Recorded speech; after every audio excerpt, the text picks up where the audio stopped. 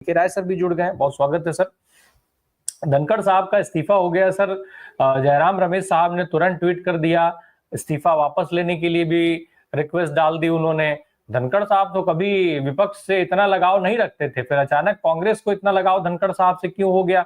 एक तो जरा हमें ये भी समझाइएगा। दूसरा, ये जो चल रहा है कि ऑपरेशन सिंदूर से लेकर के और सर तक, एसआईआर तक जो विफलता है, जो सवाल है, उन सवालों को ढकने की कोशिश हो रही है।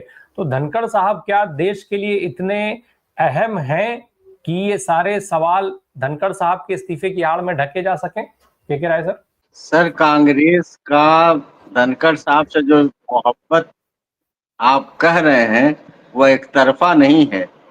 कल राज्यसभा की प्रोसीडिंग देखिए, धनखड़ साहब ने भी कांग्रेस से अपनी मोहब्बत का इजहार किया है और जिस तरह से उन्होंने खड़गे साहब को मौका दिया है, जो सारी बातें कहने की गुंजाइश छोड़ी है।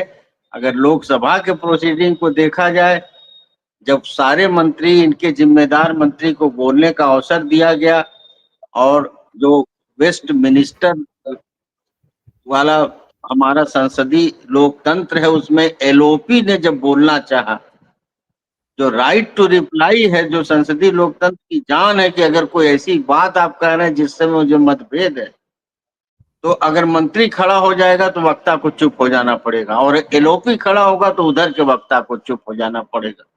लेकिन जब एलओपी खड़े हुए तो हमारे स्पीकर साहब ने एडजॉर्न कर दिया। इससे बड़ा डिसरेस्पेक्ट किसी भी एलओपी का किया नहीं जाना चाहिए दुनिया के किसी भी लोकतंत्र में। लेकिन जिस तरह से खड़गे साहब को धनखड़ साहब ने सर, एक सेकेंड, ये पहली बार नहीं हुआ है। पिछले सत्र में भी सेम यही कहानी की गई थी। जब राहुल गांधी बोलने के लिए समय चाह रहे थे तो तुरंत ओम बिरला साहब ने सदन की कार्यवाही उसको मैं नहीं कह रहा हूँ, उसको मैं पहली बार नहीं कह रहा हूँ। मैं पहली बार वो कह रहा हूँ, वो तो लगातार किसी को नहीं बोला। मैं अपने दर्शकों को याद दिला रहा हूँ। हाँ, कांग्रेस के राज्यसभा के नेता खड़गे साहब को जितना मौका उन्होंने दिया और कोई टोकी नहीं किया, तभी कान खड़े हो जाने चाहिए भाजपाइयों का कि अब वर्दी का पेटी बांध लेनी चाहिए, क्योंकि उन्हें एहसास हो जाना चाहिए कि मौसम खराब आने वाला है। नहीं तो जिस बदतमीजी से धनखड़ पेश आते थे और जो जिन शब्दों का प्रयोग वो सीनियर से लेकर और आप पार्टी के जो लोग बोलते थे, कांग्रेस के जो नौजवान साथी बोलते थे, बहुत ही कंटेंचुअस शब्दों का इस्तेमाल करते थे। लेकिन मैं ये कह रहा हूं कि ये सारा संकट जो एनडीए के भीतर है और जो भाजपा के भीतर, उसके सबके जिम्मेदार जो आपके पैनलिस्ट साहब बैठे हैं, फराज साकिब साहब, वो इसके जिम्मेदार। सारा संकट इनका खड़ा किया हुआ है। बिहार को लोग कह रहे थे कि अशिक्षित है, पिछड़ा हुआ समाज है, रोजगार नहीं है, भुखमरी है, और हमने हरियाणा को और महाराष्ट्र को और दिल्ली को मुर्गा बना दिया, तो बिहार तो हमारे उंगलियों पे नाचेगा।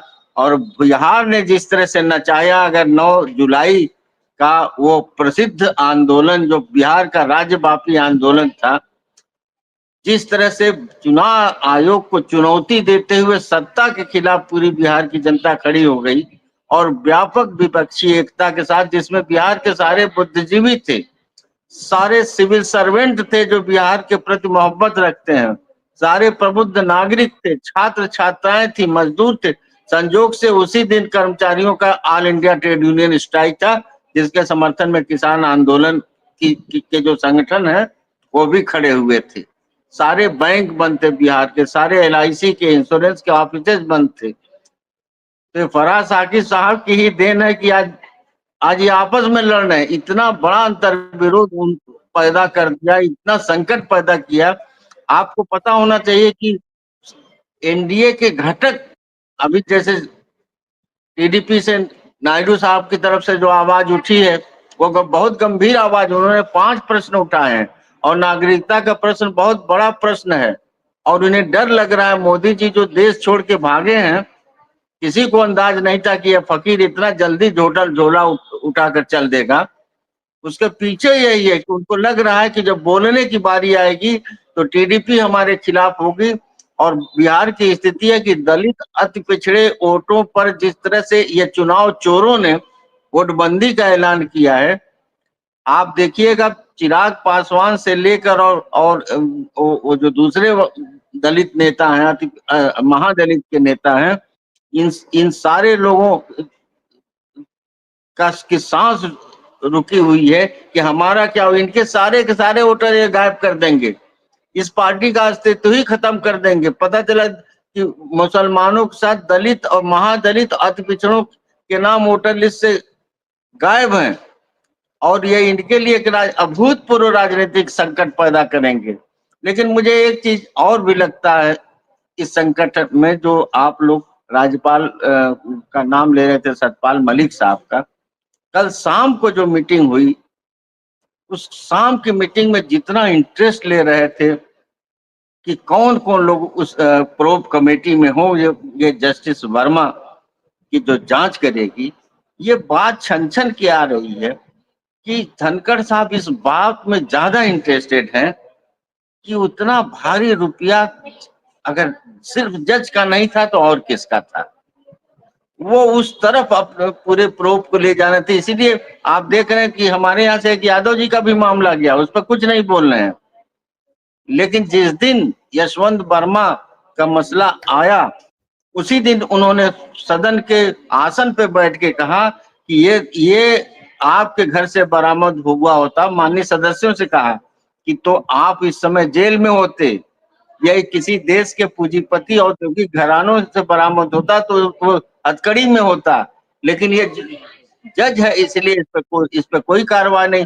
बार बार कह रहे थे कि इस पे FIR क्यों नहीं हो रहा है। ये धनखड़ साहब आउट ऑफ वे ये सारे सवाल उठा रहे थे और कल बता रहे थे कि विपक्ष के साथ जो है मंत्रणा कर रहे थे, उसमें बार बार जो है इस पे जोर रहे थे कि आप लोगों में से कौन किसका नाम आप प्रपोज कर रहे हैं। और कॉरिडोर में ये बात चल रही है कि धनखड़ साहब इसमें बहुत इंटरेस्टेड हैं कि कई 100 करोड़ रुपया तो जज का शायद न हो तो फिर किसका था। और अंदर खाने दिल्ली के गलियारों में बहुत कुछ चर्चा भी चल रही है। और ये धनखड़ साहब ने कान खड़ी कर दी है अमित शाह और मोदी और नड्डा की और उनके साथ चलने वाले पूंजीपतियों। इसीलिए खबर प्लांट की गई है जॉब स्कैंडल की। राज्यसभा में नौकरी के नाम पर एक स्कैंडल की बात जिसकी जांच संभवतः इंटेलिजेंस एजेंसी करे, जिसमें करोड़ों का लेन देन हुआ है। तो ये धनखड़ को भी फंसाने के लिए एक बहुत बड़ा जाल बुना गया, ऐसा कहा जा रहा है। इसकी प्रामाणिकता धीरे धीरे सामने आएगी कि राज्यसभा का एक जॉब स्कैंडल हुआ है जिसमें धनखड़ साहब के प्रांत के बहुत सारे लोगों को इसमें एम्प्लॉयमेंट देने की प्लानिंग की गई है। और बहुत सारे ऐसे कर्मचारी हैं राज्यसभा में जिनको बहुत सारे महीनों से तनख्वाह नहीं मिला, इस तरह की चर्चा चल रही है। और आप पब्लिक इंडिया और तमाम लोग एक दो दिन के अंदर ये सारी स्थितियां स्पष्ट हो जाएंगी।